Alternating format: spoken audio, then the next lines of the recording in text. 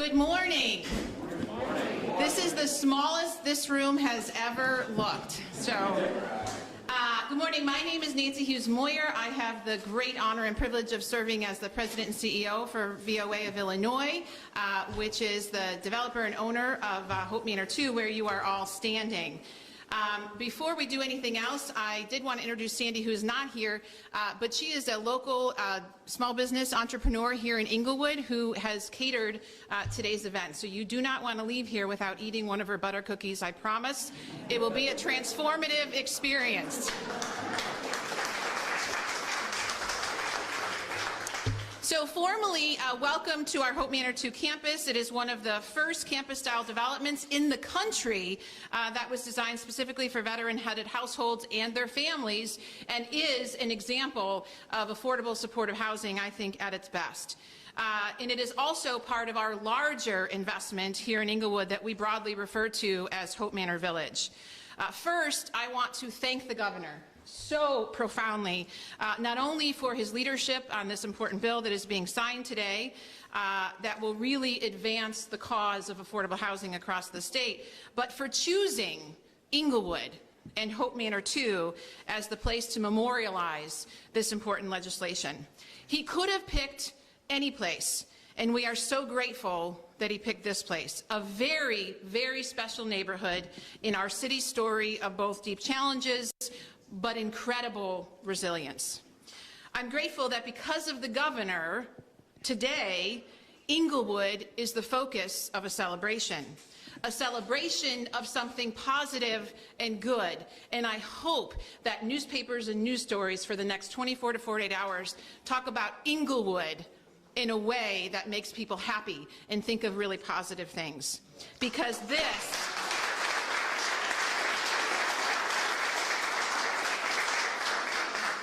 what people don't say nearly often enough is that this is a truly remarkable community filled with really extraordinary people who are strong, creative, tenacious, honorable, and deeply committed to their homes, their community, their city, and their state. And they are an asset to this community and to this city and to this state.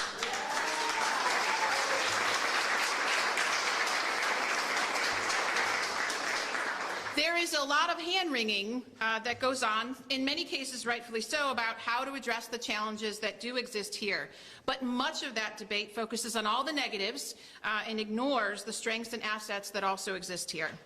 We have been VOA of Illinois has been part of the Inglewood neighborhood for many years, and what has become abundantly clear to me is that what's at the heart of the problem here is a problem with density, with population.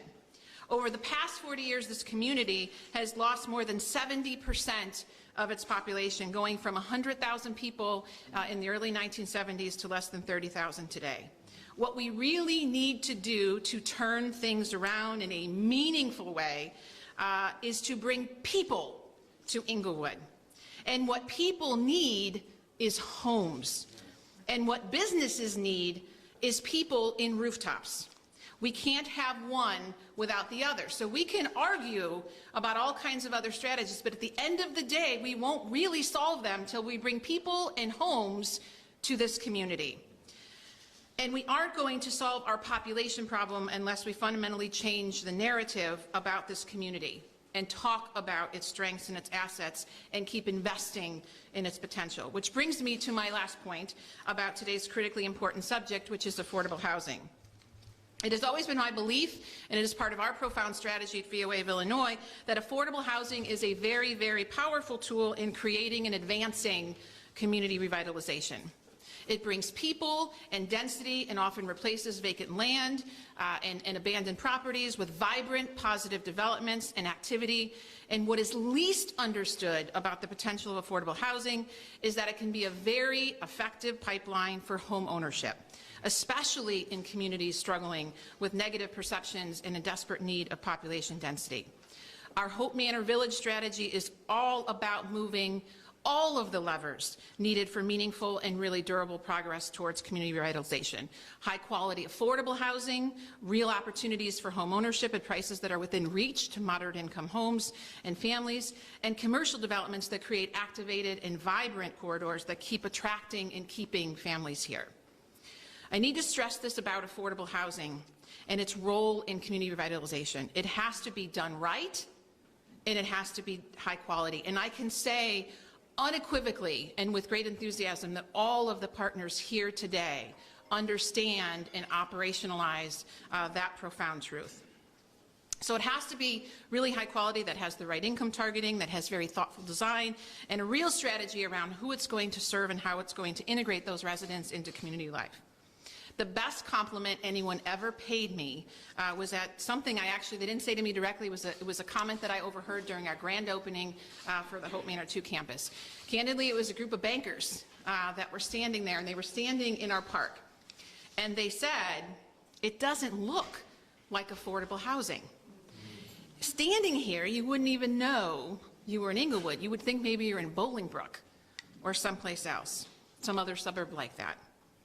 And I was both happy and elated because we'd accomplished what we were seeking to do always, which is to not have everyone think they're in whatever they think of negatively about affordable housing. But I was also brokenhearted because why should anything look like affordable housing?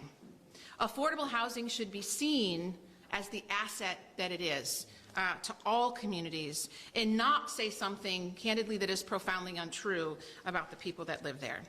So as you can see, I'm really passionate about this community, really passionate about affordable housing, but the most important thing is the bill that we're signing today. And without any further ado, I want to introduce an incredibly important person to this bill, an incredibly important person to our state, and somebody who has delivered on his promises to people who are often left behind. It is my deepest honor to introduce to all of you our wonderful governor for this great state of Illinois, Governor J.B. Pritzker.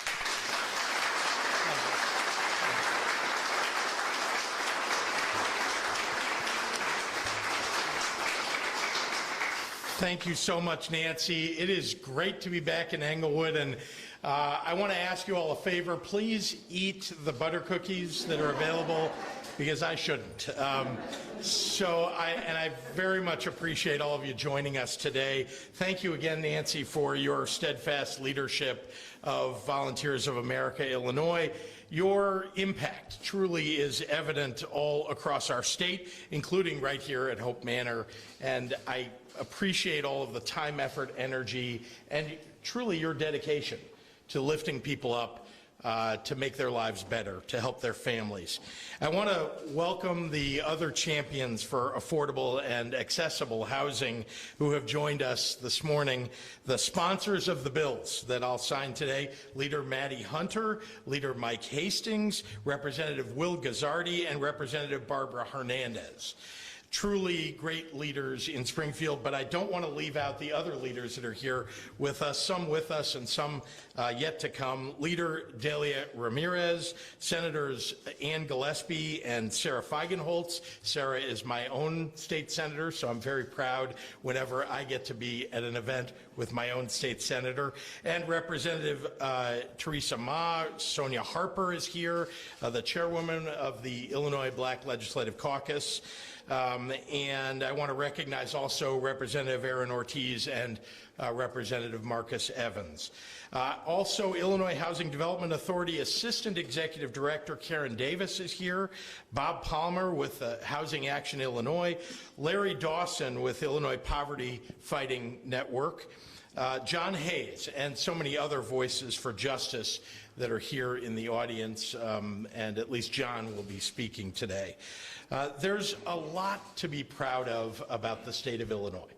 But here's one more thing to be proud of. In 2020, Illinois was the best state in the nation at getting relief to renters and homeowners, investing more than $320 million to keep 56,000 at-risk families safe at home during the pandemic. That really is something to be proud of.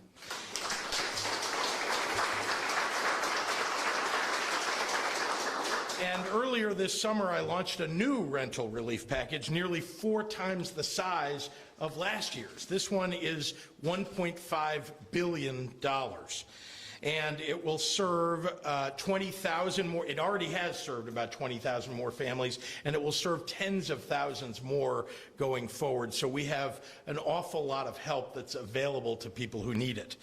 Renters in need of assistance can go online right now and apply for free relief through the Department of Human Services at, and I'm going to say this a couple of times for the cameras and everybody else here, at this website, IllinoisRentalAssistance.org. IllinoisRentalAssistance.org. Please encourage people, anybody that you think needs help with their rent or with their home mortgage payment, please have them log into IllinoisRentalAssistance.org because we also have mortgage assistance for people at IDA, and I'm sure that you'll hear a little more about that from Karen. We are here today to build on our progress, helping families get and keep affordable housing. So yet again today, we have something more to be proud of about our state.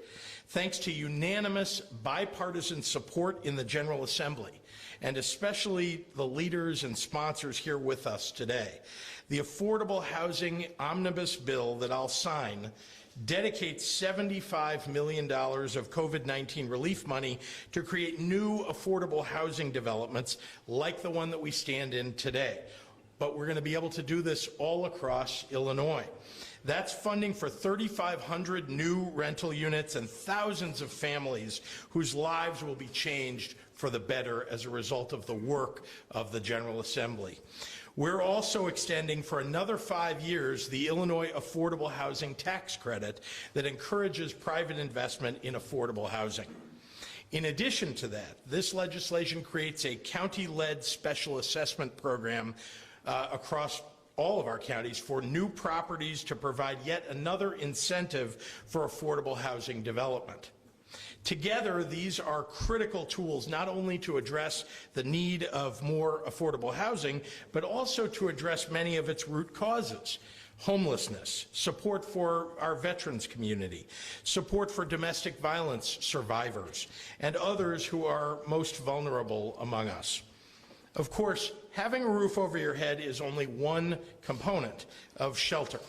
It's also having heat on a frigid night in the winter, or cooling your home in a dangerously hot summer day. So last year, during some of the worst moments of uncertainty during the pandemic, we increased access to our Illinois Low-Income Home Energy Assistance Program, LIHEAP, when we launched the Help Illinois Families Initiative, again, in the midst of some of the worst moments of the pandemic.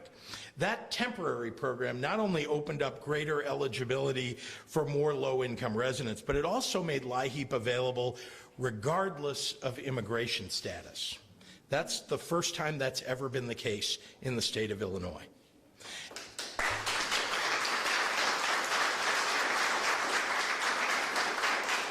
As a result of that work, more than 289,000 families received $343 million in assistance paying their utility bills. Today, I'm signing legislation, thanks again to the General Assembly, that makes those changes, those temporary changes we made during the emergency and the worst moments of the pandemic, we're making that permanent.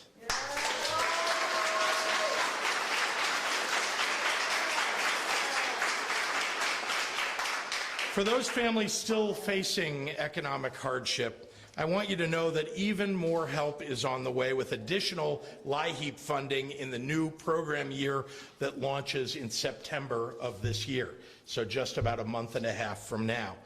These two new laws are another step forward for state government on our collective mission to ensure that all of our residents have the basic foundation upon which to build a successful future for themselves and for their families. And I want to again thank the entire General Assembly for making that possible, and especially the leaders who are behind me today. So with that, I want to introduce our very hardworking and dedicated Illinois Housing Development Authority Assistant Executive Director, Karen Davis. Karen?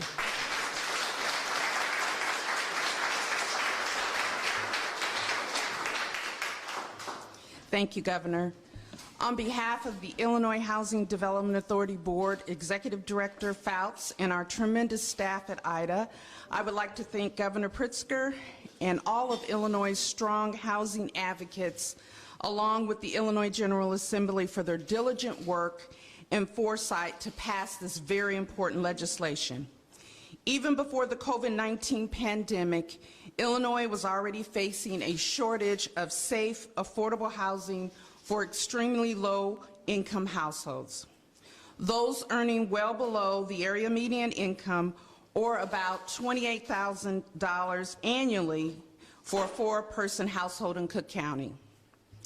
The National Low-Income Housing Coalition estimates nearly 70% of these renters are severely cost-burdened, meaning they spend more than half of their income on housing and are more likely to sacrifice other necessities like healthy food and health care to pay their rent.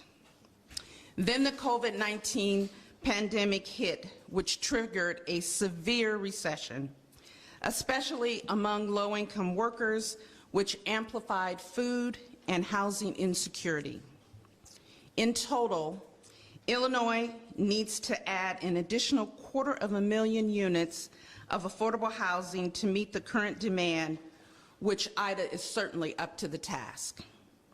Our mission is to finance the creation and preservation of affordable housing throughout the state. We accomplish that by utilizing a variety of state and federal resources to fund multifamily developments offering rents well below market rate. Since 2016, IDA has leveraged over $5 billion in resources to create or preserve 21,500 units of affordable housing for Illinois families, for Illinois seniors, Illinois veterans, and persons with disabilities. House Bill 2621 is a tremendous step forward in helping IDA continue our mission to provide affordable housing for Illinois residents. I want to applaud the sponsors of the bill, the Illinois General Assembly, and Governor Pritzker for realizing the critical need for housing and taking action to address housing disparities in the state of Illinois. One vital component of the legislation is the extension of the Illinois Affordable Housing Tax Credit Program, one of the key state programs to provide affordable housing by attracting private investment in the form of donations to qualified nonprofit housing developments. Since 2001, the Illinois Affordable Housing Tax Credit Program has created or preserved over 21,000 Illinois units, which has supported an estimated 39,000 jobs, $2.8 billion in wages, and generated over $361 million in state and local revenue.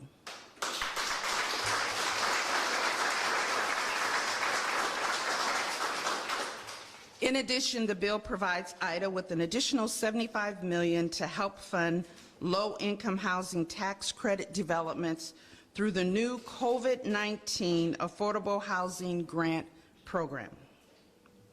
The low-income housing tax credit is the single largest driver of the creation and preservation of affordable housing throughout the United States. The additional funding will help IDA create and/or preserve an additional 3,500 affordable rental homes and apartments by 2024.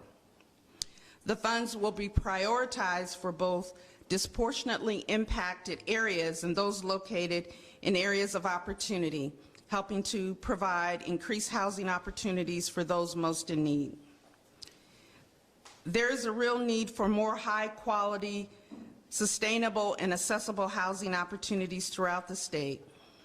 The COVID-19 Affordable Housing Grant Program, extension of the Illinois Affordable Housing Tax Credit, and additional measures in Housing Bill 2621 will be important tools as we continue to tackle this issue moving forward. On behalf of our board and everyone at IDA, I would like to again thank the Governor and the Illinois General Assembly for making this landmark legislation possible. We look forward to working with everyone here today as we implement and administer the new housing resources. Thank you for supporting affordable housing in Illinois. I would like to ask Senator Manny Hunter to now come for a few words.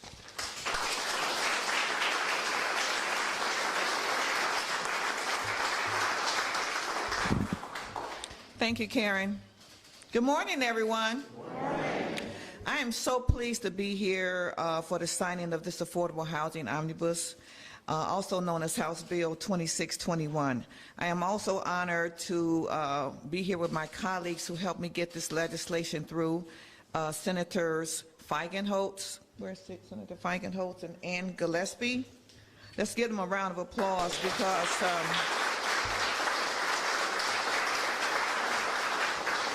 we have literally worked day and night for the past several years to get this piece together, and we had so many housing advocates and so many people is here to help us make it possible. Without them, this today would not be possible. The COVID-19 pandemic was brutal on many industries and severely worsened the housing insecurity for people across the state who are already facing thousands of risk at risk of being evicted. I think I had too much coffee this morning. Which is why we created this legislation. House Bill 2621 has created several monetary incentives for residential developers to create affordable housing in the state with multiple components aimed to strengthen our affordable housing law and to promote diversity and equity in our state's housing stock. Specifically, this measure creates the COVID-19 Affordable Housing Grant Program, which will supplement affordable housing development and that qualifies for federal tax credits throughout the state so that we can better leverage dollars, federal dollars and private dollars to create even more affordable housing. Our legislation also includes property tax for developments that provide affordable housing units through a reduction in assessed value of newly constructed multifamily developments, which agreed to set aside 20% of those units for low-income renters in areas with low affordability for a period of 30 years. This is intended for diversity, high opportunity areas. A similar program would offer a reduction in assessed value for newly constructed or rehabilitated rental property if the owner commits to at least 15% of multifamily buildings rehabilitation for existing structures to be offered at affordable rental units. Further, the measure improves existing programs related to affordable housing and strengthen current laws, including expanding the eligibility for affordable housing tax credit for homes whose gross income is at or below 60% of the area median income for those that are at or below 120% area median income. By expanding existing tax incentives, we hope to keep families together in their homes and their communities. I believe this legislation is a key component to helping communities stay afloat in the midst of the COVID-19 chaos and the way to keep families in their homes. I am grateful for the work my colleagues and I did and all the support we received, especially from advocates such as Bob Palmer, I think he's here, and Housing Action Illinois, developers like Illinois Housing Council, housing providers, notably the realtors, and those assessors like the Cook County Assessor's Office. Thank you, Governor Pritzker, for seeing this thing through, and I look forward to getting this bill implemented. Thank you very much.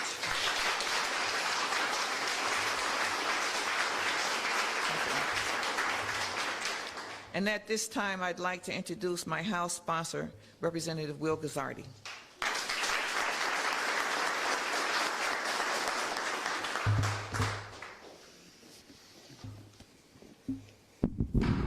Thank you so much, Senator. Good morning, everyone. It's so great to be here for this historic day and with this incredible group of leaders and advocates.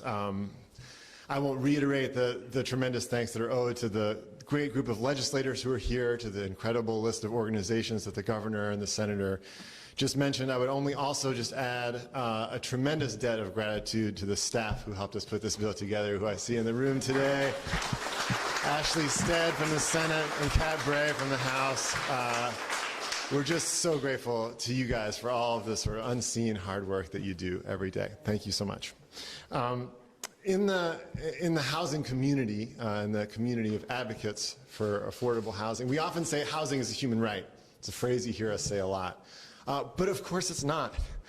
I think we don't really mean it when we say it. What we mean is we wish housing were a human right, or if we lived in any kind of fair and decent society, housing would be a guaranteed human right. But of course, in the United States, here in Illinois, housing is a commodity. It's bought and sold and rented at prices determined by the market. And if you can't afford it, there's no guarantee that you get it. You simply don't. You can either pay the price the market sets or you don't have it.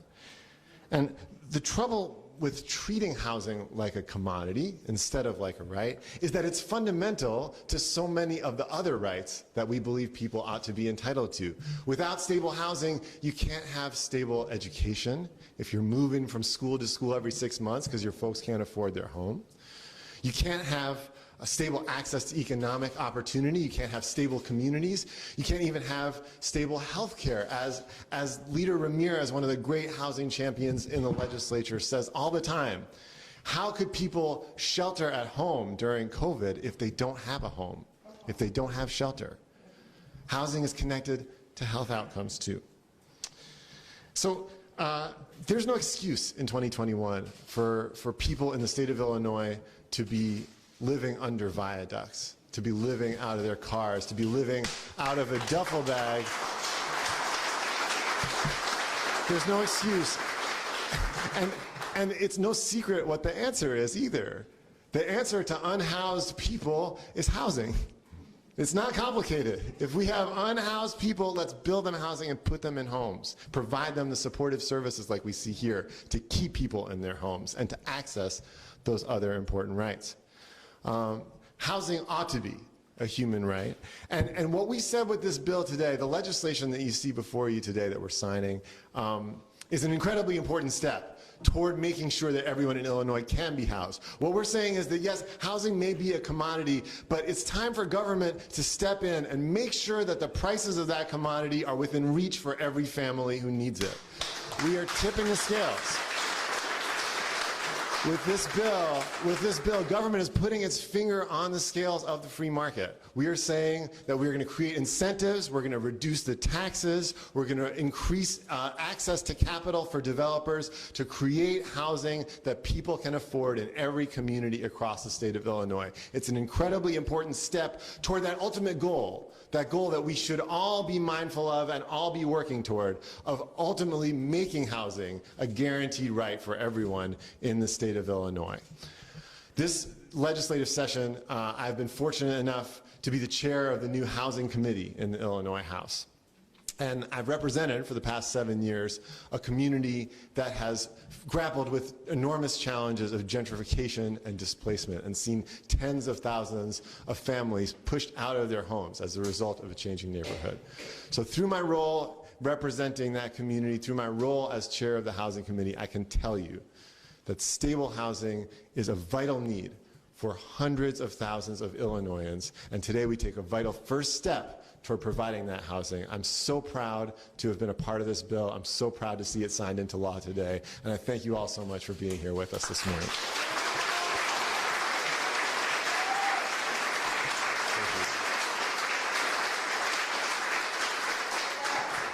And with that, I do want to bring up the sponsors of our other vitally important piece of legislation today. Senator Hastings is going to come and discuss Senate Bill 265, which is about expanding that LIHEAP program. It's an amazing bill. I'm very excited to introduce the senator. Thank you so much.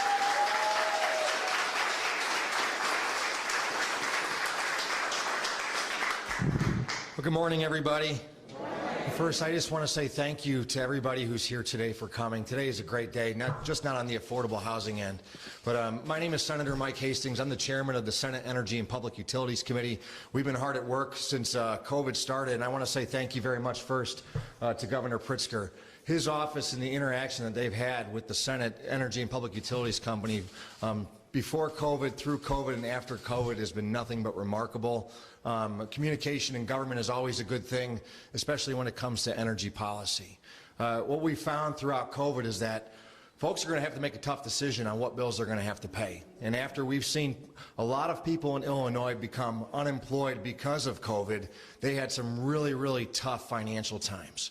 And so what's important is for government to step in and to provide assistance to those in need, and that's what Senate Bill 265 does, is that it expands the low-income housing, energy, and affordability program, and it also expands the percentage of income payment plan program as well. As the governor stated, hundreds of millions of dollars have been provided in assistance throughout our emergency program. We're codifying that program into law today, which is great.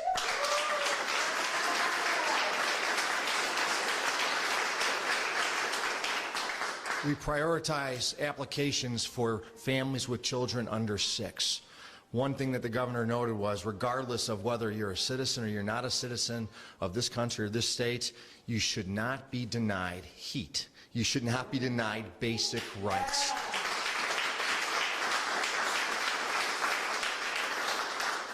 I'm really proud of this legislation. What I'm really proud of is my colleagues that are here today, Senator Feigenholtz, Senator Gillespie, Senator Hunter, our House representatives that are all here today. I want to say thank you to them as well. But what I want to say is to the young people in the back. So I brought my interns here, which are students in the AP government class at Lincoln Way East High School, and they range from Rich Township High School. We talk about what's good in government, and I want you all to listen to this. These two bills today, whether it's providing affordable housing to people who can't afford housing, or people who are living under a viaduct, as Representative Gazzardi said, or somebody that can't afford their energy bill. This is why we do what we do. And this is why you're learning what you're learning, because one day we're all not going to be here, okay? You will be here to lead our state, and you'll be here to lead our country. So take note. This is what government's about, and it's about helping people. God bless you all. Representative, I apologize. Representative Hernandez, I just want to introduce the House sponsor. She's phenomenal. I asked her if there's any monikers that I can introduce her by, but I'll just say she's the extraordinary, the remarkable, and the heroic Representative Hernandez.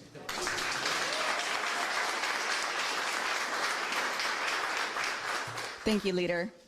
Thank you, everybody, for being here. Good morning. I'm really excited to be here with all of you. Honestly, it's my first bill signing of my own bill, so I'm really excited. So thank you. Thank you, Governor, for allowing me to have this opportunity. In just a few short months, temperatures will drop, heating bills will rise, and maintaining utilities will become a serious concern for working families in the state of Illinois. We are here today to make sure those families receive the help they need and deserve. It's an honor to join my colleagues and as well as Governor Pritzker to see such significant progress being made official. A few months ago, Senator Hastings and the Community Organizing and Family Issues Organization, also known as COFI,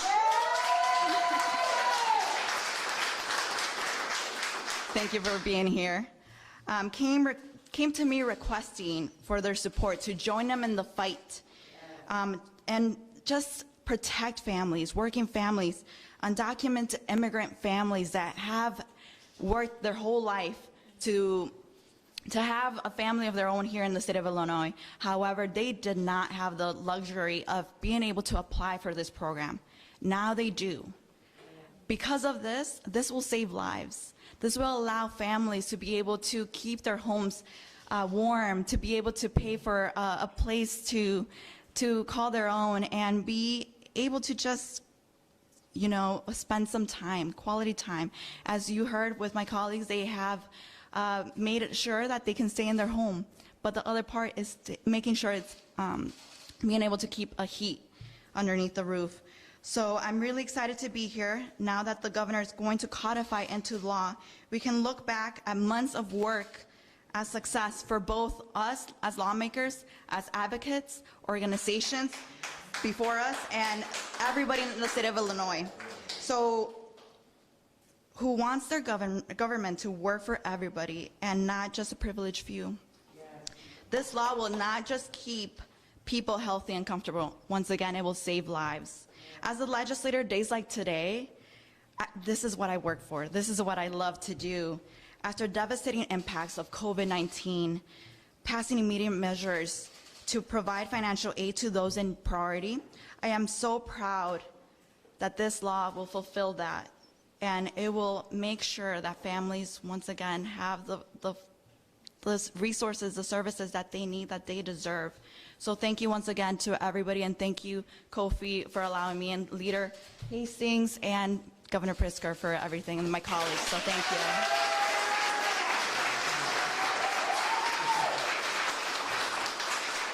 And at the moment, I would like to introduce Bob Palmer.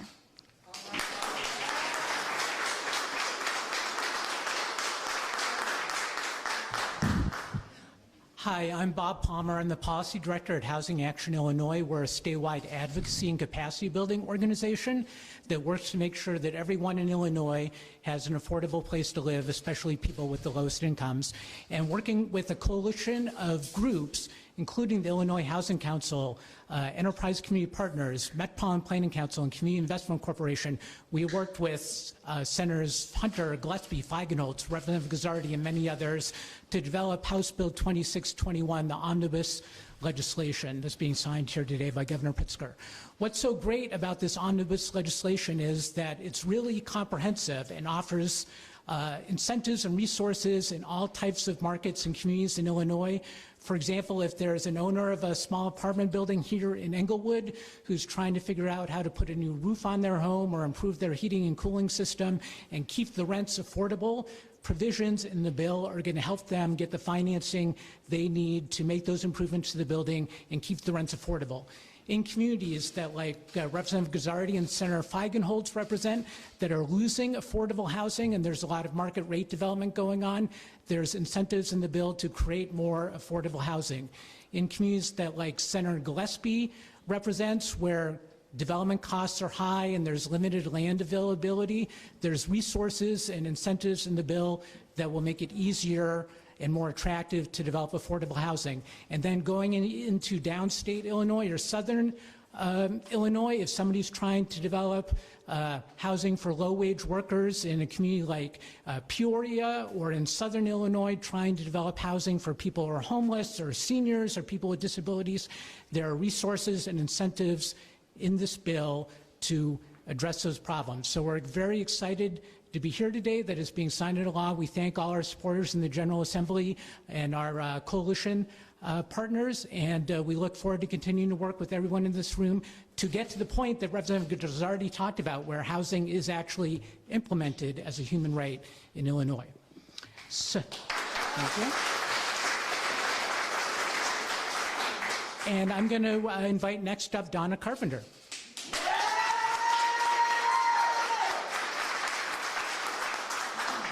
Good morning, everybody. My name is Donna Carpenter, and I'm also a part of Kofi Pack of Illinois, and I'm also a resident of Englewood as well. I'm a parent, grandparent, a caregiver. I've been involved with Kofi since 2006, and it's an honor and a pleasure to stand here before you guys to say thank you to Governor Pritzker, Representative Hernandez, and Senator Hastings. This has been a long time coming. It's been a struggle. I'm a witness to it. I know what it is to be without light, heat, gas, all of that. I've been there and I've done it. So I just want to say thank you, thank you, thank you, thank you. This is going to help a lot of people.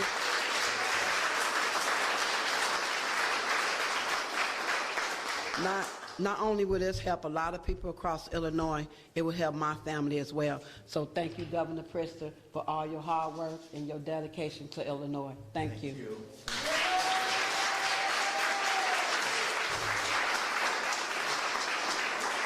Who want to introduce? John Hayes.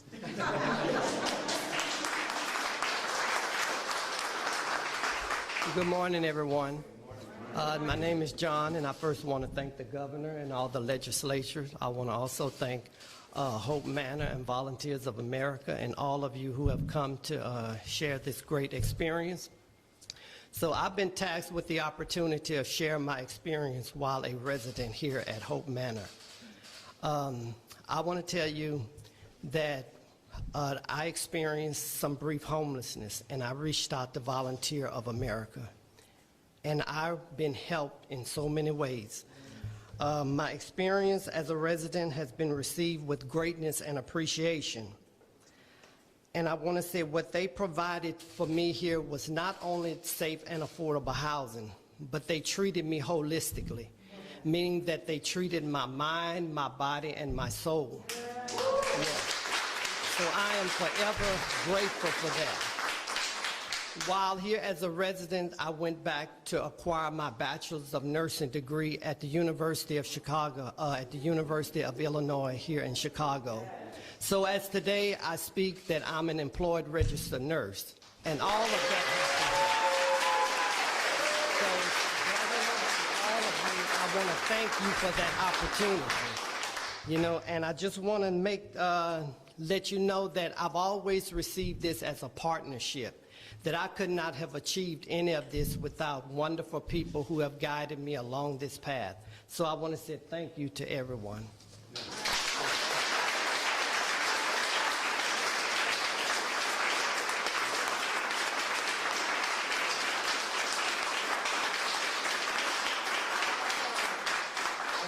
I think given the number of people we have here, we have a bunch of tremendous sponsors for these bills. I'm going to ask them actually to stay seated while I sign these bills, but at the end, maybe the principal sponsors could stand up and we'll let you guys get some pictures with the bills themselves. So my apologies, but we'll do it this way for everybody's safety. And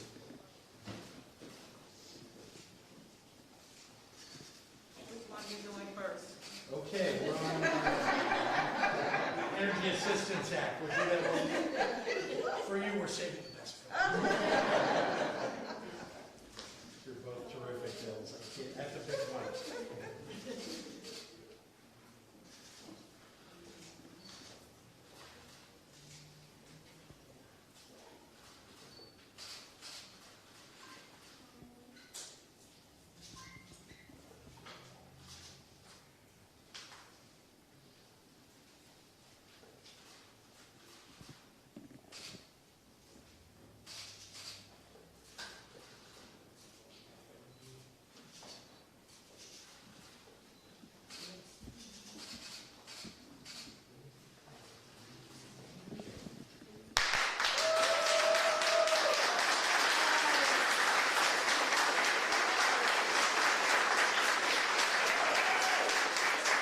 Principal sponsors, if you'd come up here and we'll get some pictures of you holding these bills. Yeah.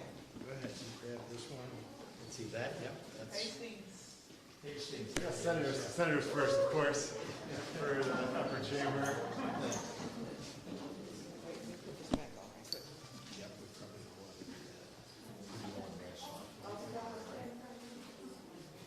How about if we do one mask off and one mask on? Sure. Okay. Yeah, get those VOA masks on.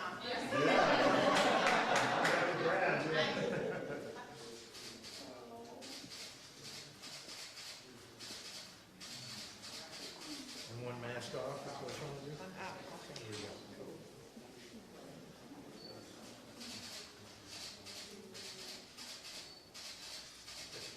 Yay.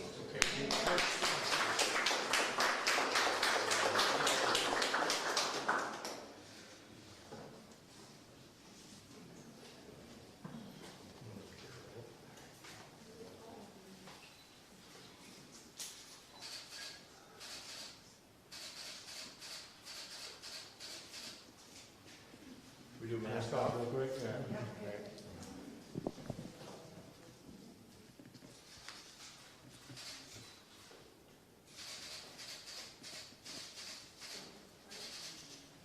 There you go.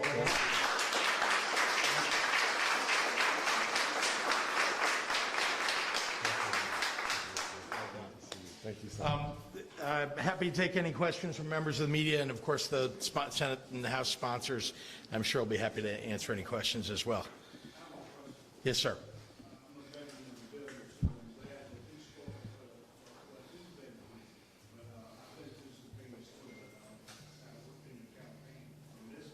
Hmm. Thank you.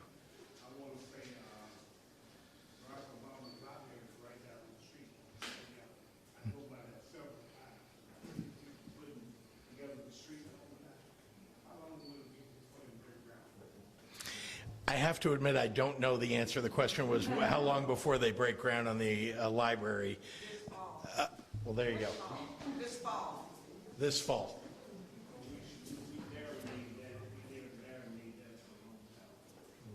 Thank you very much. Are there any questions from the media? No? Thank you, everyone. Thank you.